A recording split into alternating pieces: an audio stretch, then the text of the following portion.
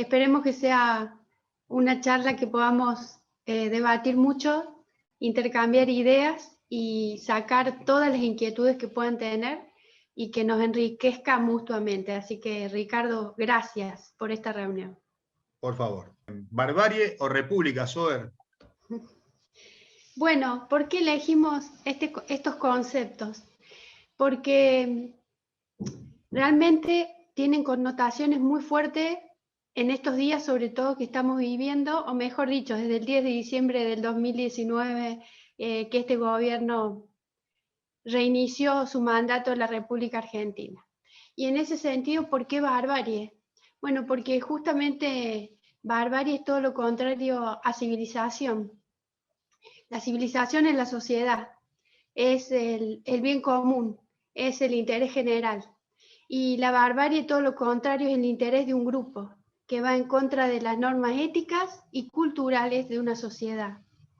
Y por eso me pareció interesante esta contraposición, porque esta gente o este gobierno que hoy tenemos en la República Argentina y que hay que recordar que es un gobierno que fue electo por todos los argentinos, por lo cual tenemos que ser conscientes de este momento que nos toca y que también como fueron electos por las urnas, tenemos que darle un mensaje este año y por supuesto ya contundente para erradicarlos de la historia argentina en el 2023. ¿Y por qué la barbarie? Porque tienen una concepción del poder que engloba solamente un pensamiento unívoco que tiene que ver con una ideología, y créanme que estos días estamos escuchando y escuchamos permanentemente totalitarismo, fascismo, populismo, y no nos quedamos cortos. Realmente todo indica que la concepción que tiene desde el Instituto Patria y que gobierna y que sigue los lineamientos el presidente sin poder real, que tiene un poder absolutamente prestado de la vicepresidenta y de lo que implica la Cámpora como brazo organizativo de los 20 años que viene en el poder, si esta gente perdura, sin que nosotros estemos movilizados y atentos a lo que implica perder la República, porque no es una concepción temerosa de algo que es posible que llegue. No, la República es la división de poderes.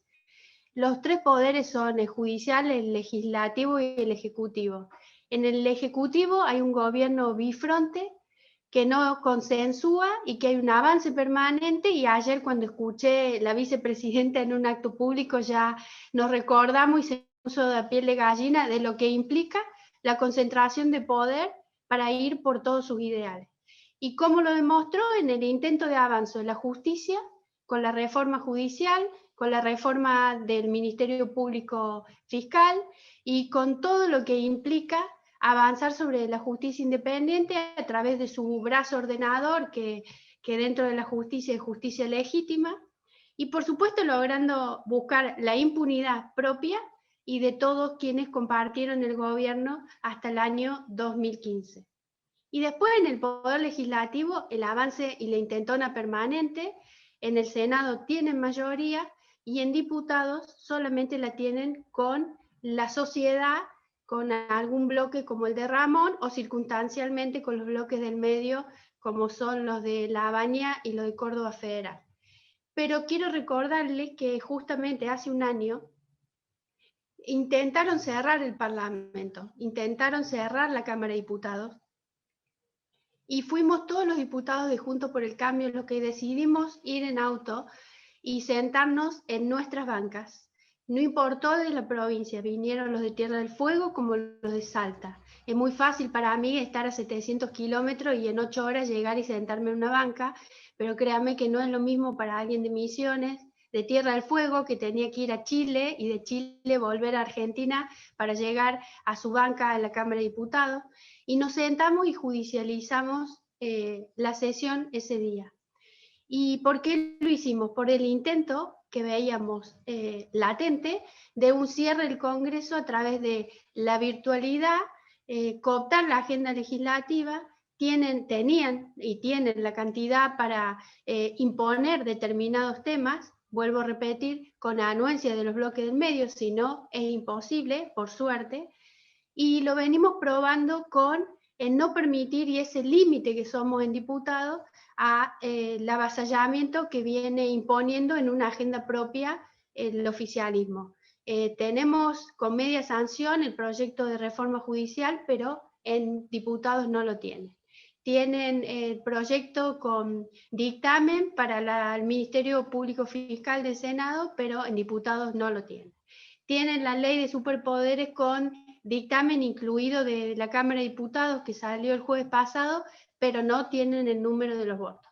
Y en eso también hay un juego y un trabajo parlamentario de Juntos por el Cambio, no entre la Unión Cívica Radical, el PRO y la coalición cívica, sino en sentarnos también con los bloques que muchas veces le dan los votos necesarios para que estas leyes salgan y hacerles entender y comprender que quizás van a tener un poco menos, va a estar demorada la obra en una provincia, pero el día que concentren el poder para que la justicia sea un brazo del poder ejecutivo, ningún periodista, parlamentario, juez va a tener libertad en su accionar. Ningún vecino de la Argentina va a tener libertad en su accionar. Entonces, fíjense lo que ha pasado el fin de semana. Corriendo y asumiendo lo que es ya la corrupción hasta en las vacunas.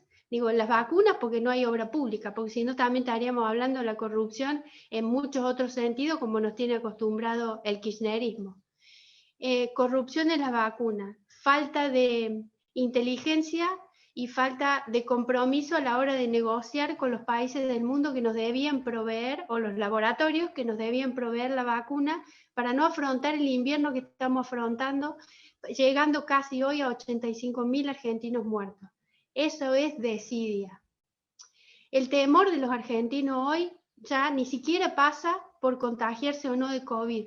El temor principal de los argentinos es que te llegue una carta de despido, una carta de documento, ir al supermercado y ver cuánto te impacta la inflación en tus ingresos, la inseguridad, y en cuarto interés está recién la vacuna. ¿Estamos cansados? Sí. ¿Estamos temerosos? Sí. Y la principal causa de este temor es la indecisión del gobierno nacional, que nos lleva a no poder tomar decisiones sobre nuestras vidas, sobre si nuestros hijos, amigos, hermanos pueden ir al colegio a formarse o no.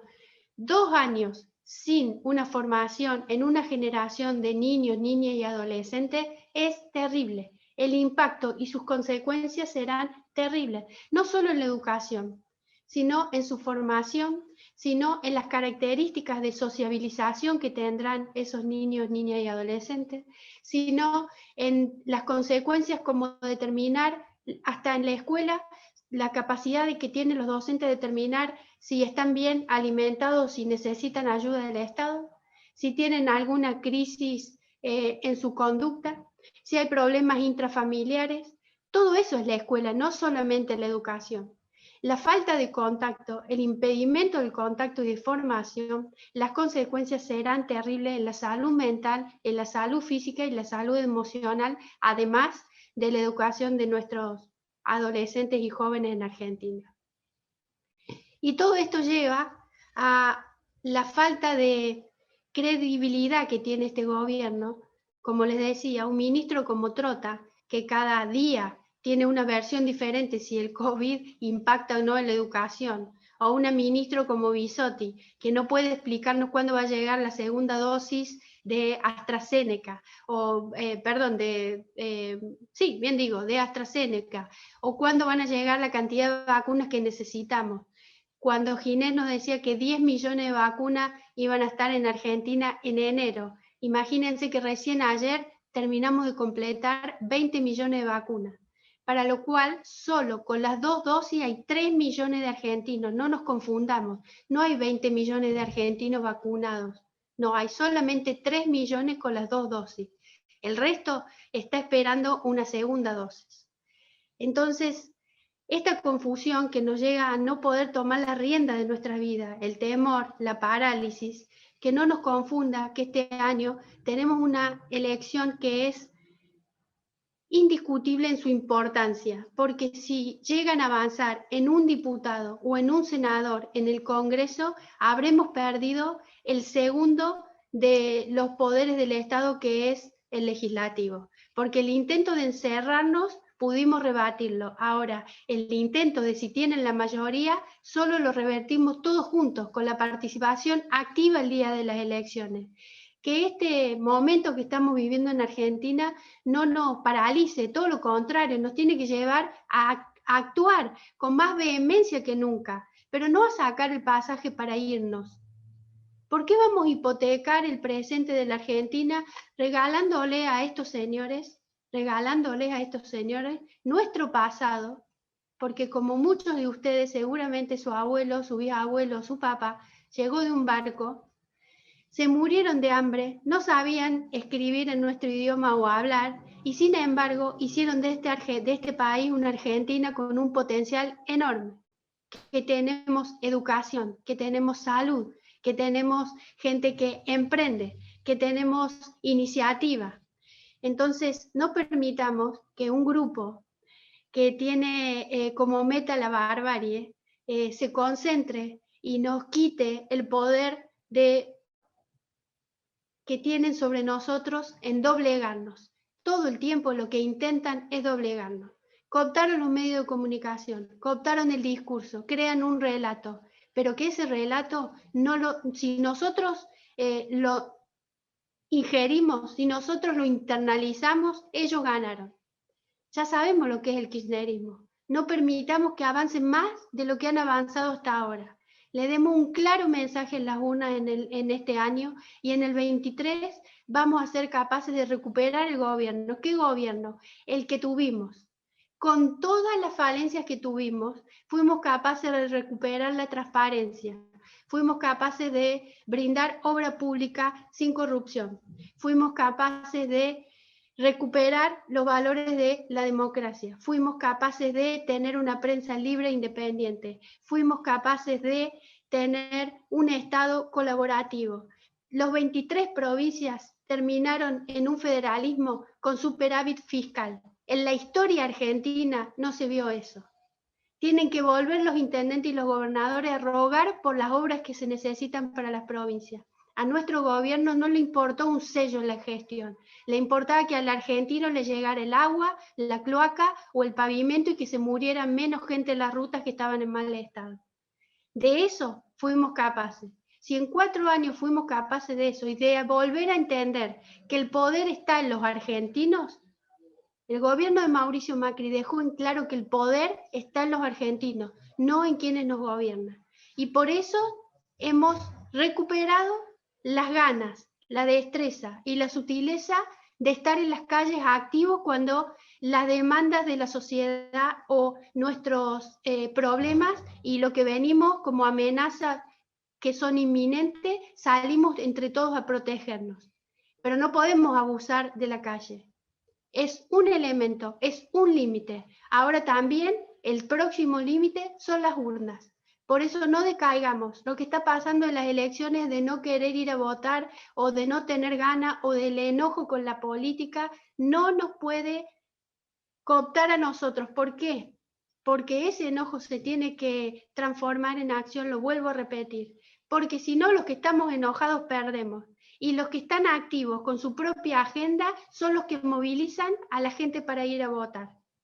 Y por eso, en el 2001, cuando el grito del que se vayan todos, se fueron los que se estaban iniciando en la política. Y el resto permaneció. ¿Y saben qué? Nos gobernaron hasta el 2015 y hoy nos volvieron a gobernar.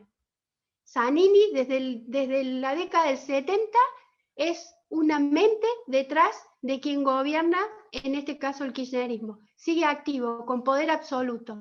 No podemos darnos ese lujo. ¿Por qué le voy a hipotecar el futuro a tantos jóvenes y a nosotros mismos? ¿Cuántos sueños nos quedan por desarrollar? ¿Por qué todo lo que dejaron, construyeron nuestros abuelos se lo vamos a dar a esta gente, y con el fruto de nuestro trabajo, después de haber sido educados y formados en la educación pública argentina, lo voy a llevar a otro país? Probablemente a trabajar de lo que me formé o a hacer parte de empleado de un supermercado, de un bar, con mucha dignidad. Pero ¿por qué lo voy a hacer afuera? Si tengo que pelear por lo mío que está acá, tengo que pelear por nuestros valores de la argentinidad. Han dado la vida muchos por este país y nosotros lo único que tenemos que hacer es ser la resistencia hasta que en el 2023 logremos recuperar el poder de la República, con elecciones libres, transparentes. Nadie habla de revolución, pero no podemos darnos el gusto de que nos gobiernen con una falta de ética, de transparencia, que solamente se enriquezcan entre sí y no tengan miramientos hacia todo el que piensa distinto es el enemigo. Listas negras, en Argentina, listas negras. Y acabamos de votar hoy en la OEA en contra de una resolución en Nicaragua porque están metiendo preso a todos los opositores. ¿Qué duda tenemos de hacia dónde estamos yendo? ¿Venezuela? No, perdóname, no estamos yendo al camino de Venezuela, estamos yendo al camino de Cuba. Estamos yendo al camino de Cuba. Y si miramos lo que pasa en el continente americano, está tan fraccionado y tenemos tantas luchas y tantos debates permanentes que todo baja desde esa isla. Ideológicamente hablando, obviamente, porque un pueblo triste que no sabe cómo huir de esa isla y solamente se quedan los que no tienen otro camino. Lo mismo que en Venezuela. Y es lo que nosotros no tenemos que permitir que nos pase. Porque si nos pasa, ganaron. Y si ganaron, perdimos la República para la historia. Por eso es tan importante este septiembre y este noviembre. Y por eso aún es más importante que estemos movilizados, aunque sea virtualmente y mediante las redes, activos, en contacto, preguntando, respondiendo o no, cuestionando o no, pero sabiendo que estamos defendiendo. Y estamos defendiendo a nosotros mismos, a nuestros valores, a nuestros principios, pero sobre todo a nuestro país. Como dice la Constitución, para todo hombre de bien que quiera habitar el suelo argentino. Y nosotros somos esos custodios de la Constitución argentina. Así que habiendo dicho esto, espero que tengamos un intercambio rico y poder contestar todas las inquietudes que tengan.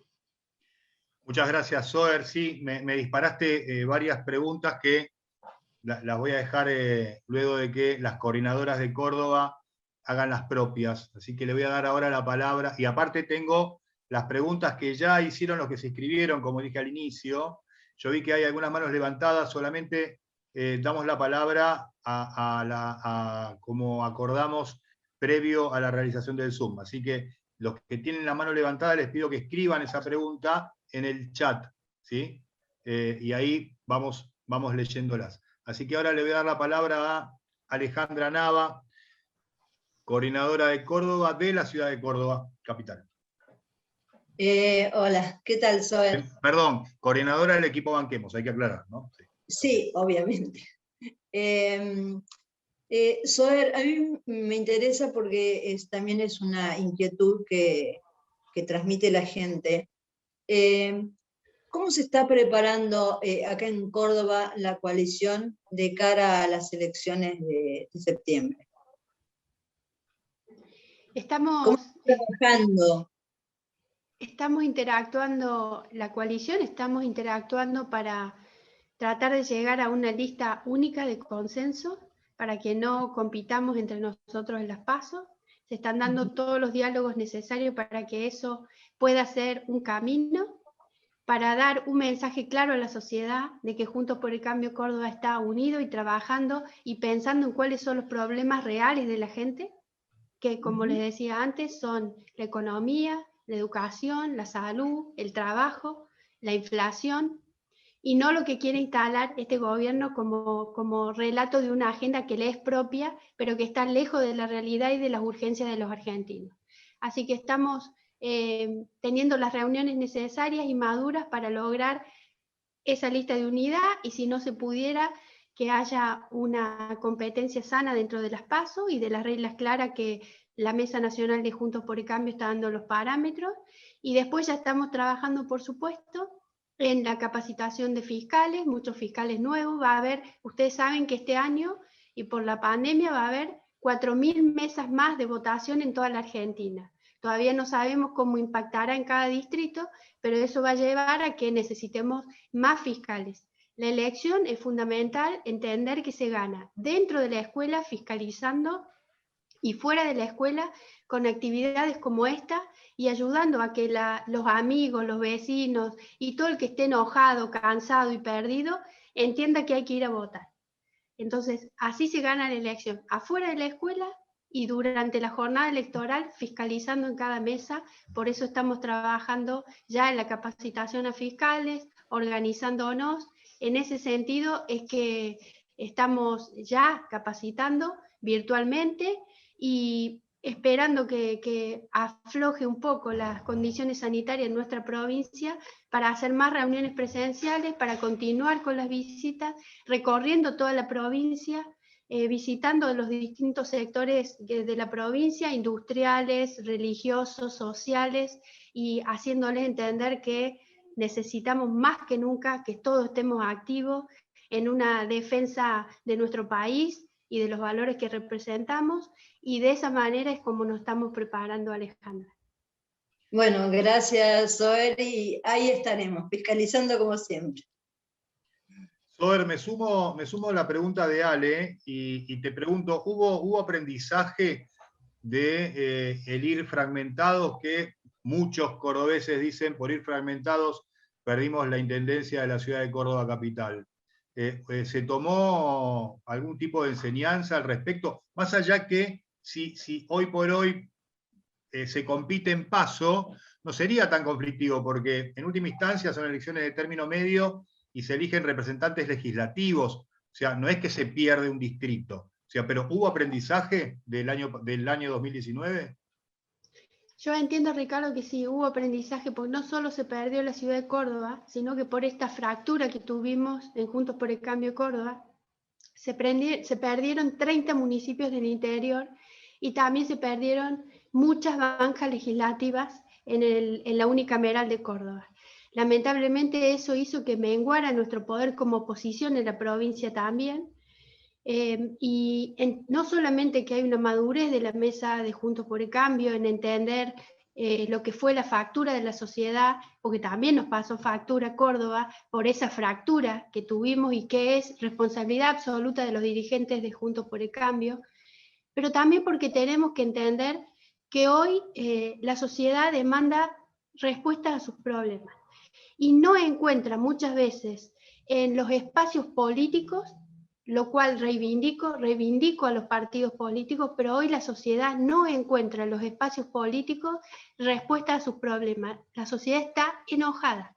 Y ahí estamos en ese límite de defender lo que implica la creación y la consolidación de un espacio político, porque la única herramienta para lo cual un intendente, un concejal, un tribuno de cuentas, un legislador o un presidente de la nación llegue a donde llegue es a través de los partidos políticos. Entonces ese enojo es el que se tiene que convertir en acción, porque no hay otra forma de participar en la vida democrática en nuestro país si no es a través de los espacios políticos. Y tenemos dos caminos: los espacios políticos están vacíos, las casas políticas están vacías, o están llenas de gente con avidez de participar. Y estarán ávidas de participar todas aquellas que entendamos que es necesario un recambio generacional, debatir ideas y también saber para qué queremos llegar, para qué queremos gobernar Argentina, para qué queremos gobernar una ciudad. Y creo que Juntos por el Cambio, en todas las provincias de Argentina y en Córdoba por sobre todas las cosas, que tenemos una oportunidad inmensa, porque un electorado que es absolutamente colaborador y un electorado que es absolutamente en sintonía con nuestras ideas y con lo que representamos, si somos capaces de interpretarlo, no solamente vamos a empujar otra vez a la elección nacional, como ya lo hicimos en el 2015, que aportamos 900.000 votos más para que Mauricio sea presidente, sino que también podemos ser gobierno provincial y recuperar los municipios y comunas que hemos perdido. Sabés que no puedo despegarme de mi rol de periodista, la verdad, y acá te traigo, antes de darle palabra a Eugenia, una reflexión y te pido tu opinión, porque sabemos que la primera opción de Mauricio Macri para la vicecandidatura, la candidatura a vicepresidente fue para Schiaretti. O sea, esa fue una de las primeras opciones que tuvo, como para ofrecérsela, por la confianza que le tiene, el grado de amistad que le tiene. Bueno, evidentemente no se dio. Yo te pregunto, ¿qué grado de confianza le tenés vos al gobernador? Que me digas alguna opinión sobre la gestión que viene llevando adelante y qué confianza podemos tener en sus representantes, tus pares, este grupo de diputados nacionales de Schiaretti, de la provincia de Córdoba, como para quedarnos tranquilos o no, de que no van a entregar el voto, por ejemplo, del cambio de selección del procurador nacional. Bueno, a ver, confianza en Schiaretti, yo no, si tuviera confianza plena en él, estaría participando políticamente en su espacio. Sin embargo, cada día estoy más convencida que estoy en el espacio que quiero. Perdón por hacerla complicada la pregunta. No, para nada, para nada. Schiaretti lo que representa dentro del peronismo, que es una realidad en nuestro país, no podemos negar una fuerza tan importante política como es el peronismo. Dentro del peronismo es parte de un peronismo republicano como lo es Miguel Pichetto y como lo es, no sé, Reutemann o tantos otros dirigentes de otras provincias, pero tiene tan claro lo que ha sabido interpretar Schiaretti es con claridad gobernar Córdoba lo que implica. Córdoba es una provincia complicada al extremo, porque somos revolucionarios, pero a la vez conservadores. Entonces, la grandeza o la garantía que ha interpretado Schiaretti es el saber lograr consensos básicos de todos los sectores de Córdoba, de todos los sectores, los políticos, los industriales, los eclesiales, el campo, las universidades. Y en ese sentido es que es a su vez una garantía que tiene Schiaretti de poder gobernar con todo ese consenso social, esa red, pero a su vez también es una limitante. ¿Por qué una limitante? Porque si él se sale de los parámetros republicanos, esos mismos sectores, el agro, la industria, la universidad, los eclesiales, lo que van a hacer es quitarle el apoyo. Por eso él avanza hasta un límite, hasta el límite de su conveniencia, donde sabe el apoyo a Vicentín no lo prestaron los diputados nacionales de Córdoba, el apoyo a la reforma fiscal, al Ministerio Público no lo va a tener, la reforma judicial no la van a prestar. Entonces, esa ventaja que tiene Schiaretti de haber interpretado a la sociedad cordobesa es también su condicionante para no avanzar contra de esos límites. La tiene clarísima. Una vez de la Sota dijo: el día que yo asumí como gobernador de Córdoba entendí que debía dejar de cantar la marcha peronista. Eso es la interpretación que desde Juntos por el Cambio también tenemos que hacer, de que el cordobés es mucho más que aquel que apoya al macrismo o a las ideas de centro. El cordobés quiere saber que gobierne, quien gobierne va a tener, como cualquier argentino, va a tener las garantías de invertir, va a tener la libertad de poder estudiar, va a tener, bueno, eso es lo que hizo Unión por Córdoba. Fíjate que Schiaretti con el gobierno de Mauricio le prestó todos los consentimientos y a todos los acuerdos los cumplió durante los 4 años. No es que Mauricio compró a un Schiaretti, es que era un gobernador que muy por encima de la media de los gobernadores que respondía a su propia silla, Schiaretti sabe que su silla está ligada a los intereses de la provincia. El día que se mueva un poquito de esos intereses, el propio cordobés le va a hacer pagar los costos.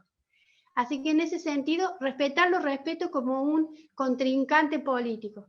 Creo que en la Argentina que viene será parte de, estoy segura que nosotros vamos a volver a gobernar y él será parte de una oposición que la necesitamos una oposición que sea constructiva y no destructiva. Así que eso es lo que pienso de Schiaretti.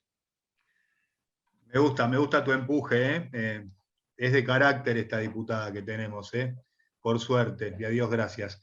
Eugenia Busnelli, nuestra coordinadora del equipo nacional y de la provincia de Córdoba. Euge. Bueno, yo le iba a preguntar sobre la reforma judicial y si es que Areti podía llegar a acompañar. Ya lo contestó antes, se adelantó Soer. Entonces voy a cambiar y no sé si ella está enterada de lo que pasó en Avellaneda con esta aprobación de poder expropiar, que la misma municipalidad de Avellaneda va a expropiar terrenos o casas que no estén habitadas, y si esto se puede llegar a extender en el país, y bueno, cómo podríamos actuar para evitarlo, ¿no? Sí, sí, estoy al tanto, Eugenia. Esa ordenanza es lamentable, pero es lamentable y es un mensaje político. Primero es lamentable porque es inconstitucional. Bajo ningún concepto esa ordenanza se puede llevar a cabo. Pero además porque es un mensaje de peso político, porque es la ciudad donde gobernaba quien hoy es el ministro de Hábitat o el ministro de Vivienda de la Nación. Ese es el mensaje político.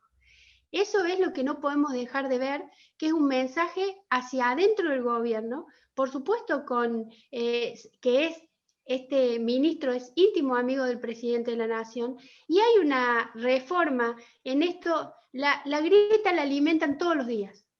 Y muchas son las maneras de que tienen de alimentar la grieta, desde lo discursivo, desde lo educativo, pero también desde lo simbólico. Y es donde más nos entran estos mensajes de impotencia y nos llevan a la resignación.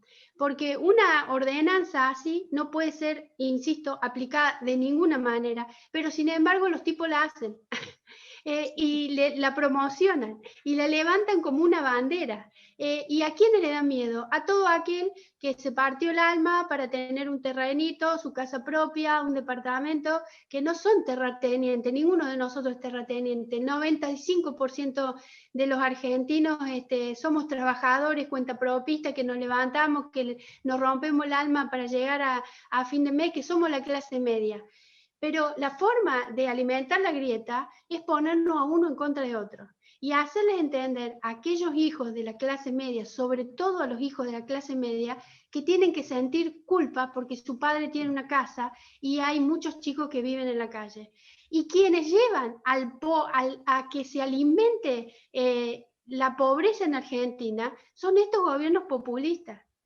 Quienes decidieron que no hay que el camino no es ayudar a las industrias para que tengan reglas claras y generen trabajo, son estos gobiernos, todo lo contrario, te piden impuesto a la riqueza. ¿Para qué? Lo que tienes que hacer es pedirle a las empresas que generen más puestos de trabajo, no que le paguen al Estado y que el Estado decida a dónde van esos recursos. La empresa necesita reglas claras. ¿Ustedes creen que Mercado Libre está cómodo con haberse tenido que mudar el presidente de la empresa del país e invertir en México, invertir en Chile, invertir en Uruguay cuando estaba invirtiendo en Argentina? ¿Cuántos jóvenes argentinos pueden trabajar en Mercado Libre aprendiendo a programar, que ya salen del secundario programando? ¿Cuántas fuentes de salida laboral? Pero sin embargo, esta gente tiene una obsesión en doblegar a la matriz productiva. ¿Para qué? Para subordinarnos. A todo aquel que quiere un empleo digno, subordinarnos. A todo aquel que piense distinto, subordinarnos. Y guarda con el copamiento ideológico hacia los hijos de la clase media, haciéndolos sentir culpables, porque así se generó la cámpora. Así se generó la cámpora. Y después el doble discurso de que ganan sueldazos en Aerolínea Argentina, en ANSES, en PAMI y en FADEA, en Córdoba, en tantos organismos del Estado, pero bajo el discurso absolutamente socialista que es impracticable desde su mismo ejemplo. Tal cual, es así. Soer, ¿sabés que hay varias de las preguntas que recibimos que se puede resumir a lo mejor en una frase, que espero que ninguno de los varones cordobeses se sienta ofendido, pero dice, ¿es machista la sociedad cordobesa? Siempre se habla de candidatos varones. ¿Dónde están las mujeres? Bueno, acá tenemos una representante, pero ¿qué pasa con el cupo? ¿Qué pasa con la paridad? Que no se ven, por lo menos ahora en danza, candidatas mujeres de relieve en los medios. Es cierto, es totalmente cierto, pero es una deuda de la política argentina. Fíjate que Córdoba, Ricardo, fue la primera provincia que tuvo ley de paridad en la unicameral de Córdoba, en el año 91. Sin embargo, eso no se refleja luego en la legislatura, no hay 50% de mujeres y 50% de hombres, lejos. En la Cámara de Diputados, siendo la primera elección con paridad, la del 2019, tampoco eso se refleja.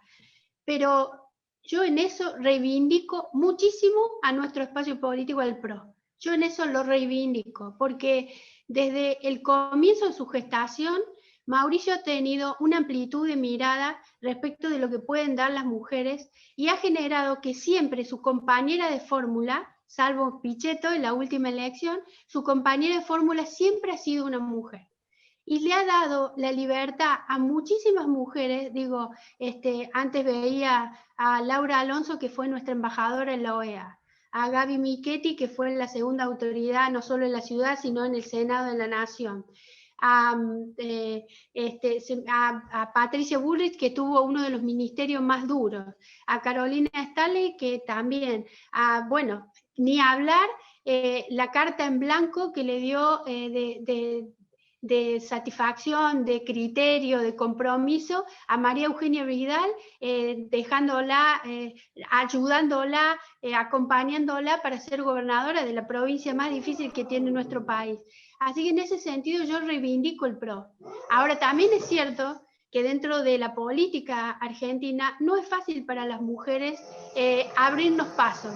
Todo lo contrario, sigue siendo un condicionante, pero creo que en este espacio, por tener el ejemplo de los principales liderazgos, es que hemos podido avanzar muchas mujeres y posicionarnos de una manera tan igual que los hombres. Digo, yo pertenezco a un bloque legislativo de 55 diputados, soy la vicepresidenta del bloque y tengo libertad absoluta de trabajo, cosa que no veo en otros bloques parlamentarios que suceda. En el PRO sucede. En la semana pasada, como dato, Cristian Ritondo, que es nuestro presidente del bloque, estaba fuera del país y yo presidí nuestro bloque. Créanme que lo que más me sorprendió es que diputadas del Frente de Todos o del bloque, de los bloques del medio o de nuestros bloques asociados vinieran a felicitarme y a decirme que ojalá muchas de ellas tuvieran la oportunidad una vez de presidir un bloque. Eso a mí me llenó de satisfacción, aunque sea por una sesión. La libertad que nos da nuestro espacio político no lo encuentro en otros espacios políticos. Pero es parte de la madurez que tiene que llevar adelante nuestra sociedad para que las mujeres ocupemos roles más prominentes. Ahí te voy a agregar como dato que la última foto de la Mesa Nacional de Juntos por el Cambio de la coalición, había muchos varones, no había paridad 1 y 1, pero los representantes del PRO estaban en paridad. Había 2 mujeres y 2 varones. Así que, en línea con lo que vos dijiste, yo lo afirmo con este hecho de esta foto. Hay algunas preguntas que también hicieron sobre la empresa EPEC, ¿sí? de la provincia de Córdoba, y preguntan, ¿qué harías vos con esta empresa si fueras gobernadora? Mirá, bueno, ya te pusieron una proyección adelante, ¿eh? Esperemos que se dé. Falta, gracias por el aguante, falta bastante para que una mujer sea gobernadora en Córdoba, hablando de eso, de lo conservadores que somos también. Hay que reconocer y jugar al TEC con una estrategia. Podemos estar todavía trabajando mucho, pero falta para que la sociedad cordobesa elija a una mujer gobernadora. Pero igual tomalo con seriedad, porque los Zooms de Banquemos son como los almuerzos de Mirta, damos suerte. Así que vos tomalo, anotalo, por favor, te pido. Anoto. Vamos a hacer mucho Zoom entonces, Ricardo. Ok. ¿Qué haría con EPEC? Bueno, EPEC tiene un grave problema, que es el gremio. El gremio de Luz y Fuerza es lo más caro que tiene EPEC, no caro solamente en cuanto le cuesta a la empresa, sino en cuanto le cuesta a los cordobeses, porque impide que la empresa pueda reformarse como tal, tenga la tecnología adecuada para llegar al servicio adecuado que necesitamos los cordobeses. Es cierto que por eso tenemos los costos más caros, por eso tenemos la energía más cara del país, y no solamente impacta directamente en cada hogar, sino lamentablemente impacta de manera brutal en las empresas y en las pymes. Eso es una asfixia. En Córdoba casi el 30% de los ingresos de una empresa que ha estado cerrada el año pasado por la pandemia se lo ha llevado la EPEC. Es decir, que lo que primero que encararía es una reforma a su gremio. Lamentablemente tiene mucho poder y ningún gobernador hasta el momento ha podido avanzar por sobre eso, pero hay que hacer una reforma de la empresa y menguar el poder del gremio indiscutiblemente para que los costos puedan ser bajados. Y la calidad del servicio subida, ¿no? Bajar los costos y subir la calidad del servicio. Bien, ya estamos armando el programa de gobierno sobre el Zucaria gobernadora a futuro. Me gusta eso, me gusta la idea. Sabés que hay muchas preguntas sobre, por supuesto, el riesgo de perder este poder que vos bien hablabas en tu introducción, que es el legislativo. ¿Cómo prepararnos o cómo se puede preparar la sociedad de a pie para acompañar el esfuerzo que ustedes hacen en las cámaras, vos en la Cámara de Diputados, los propios en el Senado, para que no continúen avanzando en esta toma de ir por todo que pregona básicamente la vicepresidenta de la Nación? ¿Cuál es tu sugerencia, tu camino, tu reflexión al respecto? Necesitamos números. Los votos son números. Cada uno de nosotros tenemos un voto. El voto de la gente en el año 2019 nos puso como oposición. Así que lo que necesitamos es incrementar el número de bancas de Juntos por el Cambio. Y esa es la oportunidad de este año. La verdad que lo que más les pido es que hagamos militancia o evangelicemos a los amigos, a los vecinos y a los que están enojados para que no dejen de ir a votar, porque hace 2 semanas se votó en Misiones, cuando el promedio de la participación electoral en Misiones era el 72-75%, recién llegó solo al 60%. Y Juntos por el Cambio tuvo una muy buena elección, igual a la del 2017, pero por supuesto, quedándonos en la casa, siguen ganando ellos. En la provincia de Córdoba, en Río Cuarto, se votó en noviembre del año pasado. Solamente participó el 50% del electorado. Es decir, este intendente que gobierna Río Cuarto, para ser clara y dar un ejemplo concreto, fue votado por el 30% de los ciudadanos de Río Cuarto, del 50% que participó. Es decir, el que tiene que quejarse es el que se quedó en la casa, pero con él mismo se tiene que quejar porque no fue a votar. ¿Y saben quiénes no fueron a votar? Nuestro electorado. Y le dimos un triunfo y un pie. Fíjense la implicancia. Este intendente, por supuesto, es peronista, pero de Unión por Córdoba, pero tiene buenos lazos con el gobierno nacional. ¿Quién festejó en Río Cuarto esa noche? El jefe de gabinete de ministros. No festejó el gobernador Schiaretti. ¿Y saben qué? En la municipalidad de Río Cuarto ya hay gente de la Cámpora trabajando. Entonces ahí está el riesgo. Donde nosotros dejamos al libre albedrío de los demás avanzan porque tienen un claro plan. Nosotros no nos podemos dar el gusto de quedarnos en nuestra casa enojados con la realidad, porque justamente tenemos que hacerle pagar a esos que generan esta realidad, que acá estamos nosotros para no permitir que avancen. Y esa es la forma que tenemos de no permitir que avancen, tener el número en la Cámara de Diputados, para que no haya reforma de la justicia, para que no haya reforma electoral, porque después de esto, si ellos ganan, lo que viene va a ser la reforma electoral, no solamente judicial.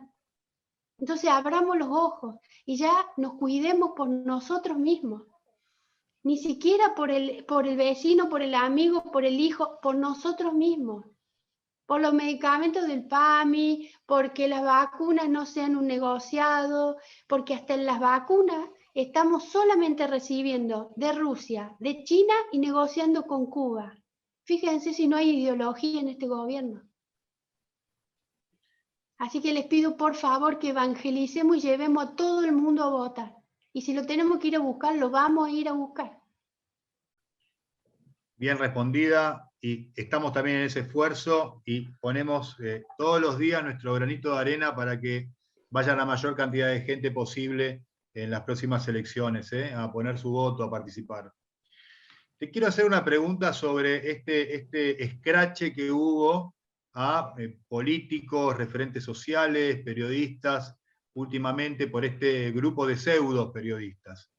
¿Sabés que hay 2 o 3 miembros de los que armaron ¿cómo llamarlo, no? Porque era un informe de inteligencia en realidad, el formato que tenía, y muy setentista.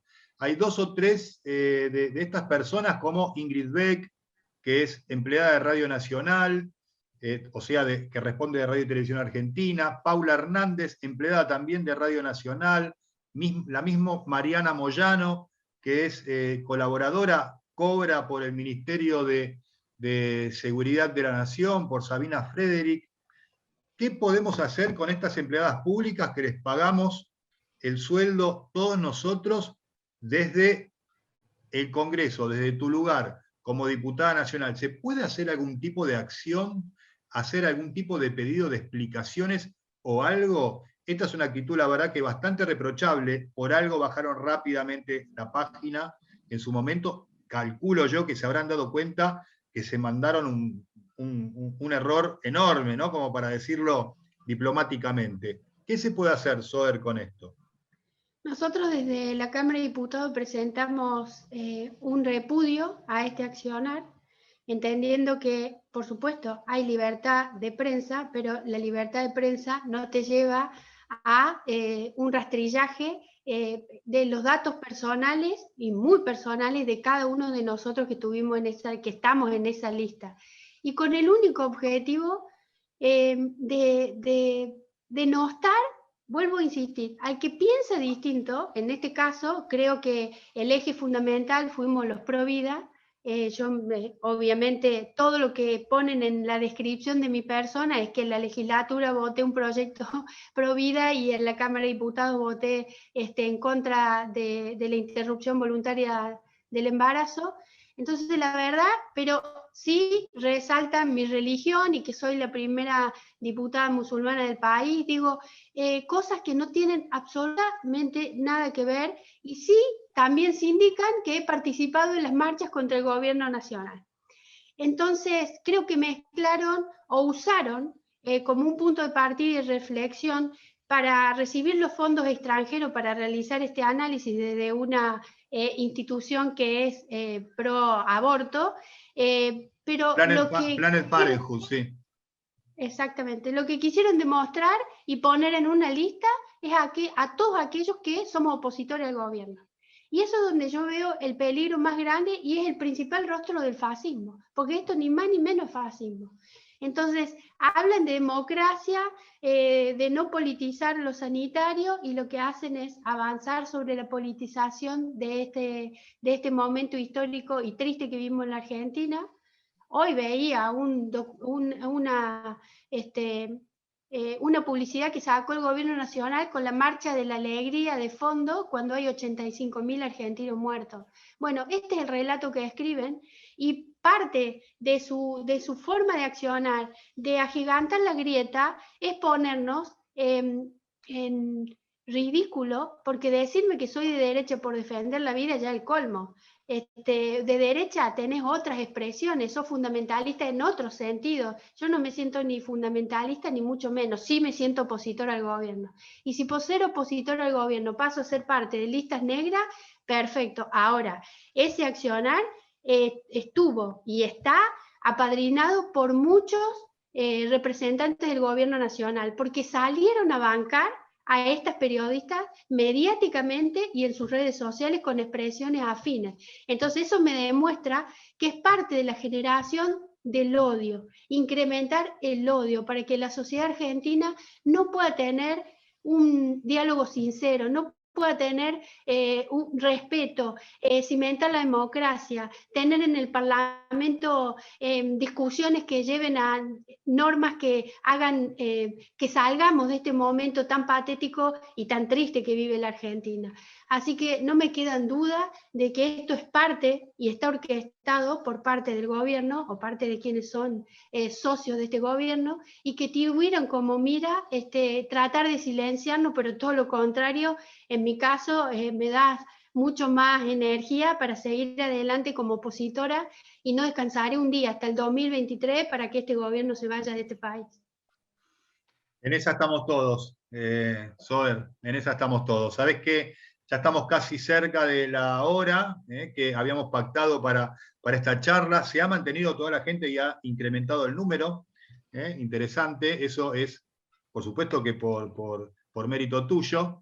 Y te quiero consultar en este sentido, ¿cómo hacemos para superar esta campaña del temor hacia el COVID, que nos inmoviliza, nos mantiene encerrados, que lo vemos en la palabra y en boca de varios de los representantes del gobierno nacional? Debe haber alguna usina ideológica, no tengo dudas, Instituto Patria, Chino Zanini, yo le pongo nombres porque sé más o menos quiénes son los ideológicos, Cristina, Parrilli, que inducen a que no nos movilicemos. Ahí vemos la cantidad de gente que va a votar a las elecciones, ¿no? Como decías vos, en Río Cuarto la veía cabecear a Eugenia, que sí, el 50%, o en las últimas de Misiones, que también fue poca gente. ¿Cómo hacemos para superar ese temor que encima tiene fundadas razones en algunas cuestiones, ¿no? Porque nos retasean las vacunas, compran vacunas que no están con los papeles muy en regla, mantienen el stock guardadito para largarlas todas juntas, como pasó en Misiones, en los días previos o el mismo día de la elección. ¿Cómo hacemos para contrarrestar eso, tomar valor y salir a la calle el día de las elecciones masivamente, Zoer? Memoria. El ejercicio de la memoria. De saber que vivimos hasta el 2015, que estábamos absolutamente temerosos, y por eso salió desde Córdoba el grito de sí se puede, porque fue rebelarse a la resignación. Argentina estaba resignada, la mayoría teníamos miedo. Del 15 al 19 nos habremos equivocado, pero no tenemos ningún funcionario de nuestro gobierno desfilando por Comodoro Pi. Así que tenemos que tener la frente en alto, que somos parte de otra visión de la Argentina, para gobernar con valores, para gobernar y defender la república y la libertad de cada uno. Por eso, el ejercicio de la memoria es absolutamente necesario. Y lo segundo es no permitirnos la resignación, porque el alimentar la grieta lo que persigue es que nos resignemos, es que todos aquellos que somos la mayoría, que pensamos distinto, nos quedemos encerrados en casa o busquemos la ciudadanía de otro país del mundo para rehacer nuestra vida afuera. Y la verdad que no se lo podemos permitir. No se lo podemos permitir, en honor a todo lo que forjaron este país, en honor a todo lo que la peleamos todos los días, que nos levantamos a trabajar, que no le hacemos mal a nadie, que queremos vivir en paz, que queremos construir una sociedad con libertad, pero también con oportunidad para todos. Así que Argentina vale la pena, tenemos todo, tenemos los mejores paisajes, gente capacitada, buena gente, buena madera, tenemos provincias hermosas, tenemos energía, tenemos de todo para despegar del mundo. Lo que necesitamos es creer que podemos, y para creer eso no nos tenemos que permitir que nos condicione. Y el día que perdamos la memoria y que nos resignemos, habrán ganado. Y la verdad que lo mejor que podemos hacer es activarnos. Si no podemos salir por el COVID, bueno, ¿saben qué? Hablemos por teléfono, usemos el WhatsApp, usemos el Zoom, hablemos entre nosotros, hagamos todas las catarsis que quieran, pero el día de la elección, a las 9 de la mañana en la escuela, votando, fiscalizando, más temprano los que tengan que fiscalizar. Este es el mayor partido de este año. El partido para meter un gol es este momento, no hay otro momento. No hay 10 turnos electorales para ponerle un límite al kirchnerismo. No creo recordar un momento como este en que en la provincia de Buenos Aires el kirchnerismo estaría, según las encuestas, perdiendo las elecciones. Es decir, ni siquiera su propio electorado hoy les cree. Aprovechemos, por el amor de Dios, aprovechemos y no nos resignemos. Y usemos y ejercitemos e invitemos a todos los conciudadanos que la memoria y el corazón es lo que tiene que impulsarnos para no bajar los brazos. Bueno, no sé, ustedes, los que estuvieron invitados, yo me voy hinchado de esperanza, así que te agradezco, Zoe, por este tiempo que nos brindaste, que nos compartiste tus ideas, tus convicciones, y creo que nos han llegado profundamente. Y como siempre hacemos, a nuestros invitados los despedimos con un aplauso silencioso, en donde se ve el batir de palmas de quienes estuvieron aquí presentes. Muchísimas gracias, Zoe, por la participación. Esperemos contar con vos en otra nueva oportunidad. Gracias a todos ustedes, fuerzas, a no bajar los brazos y estamos juntos en esta. Nos vemos a la próxima. Hasta luego, muchas gracias por la participación a todos.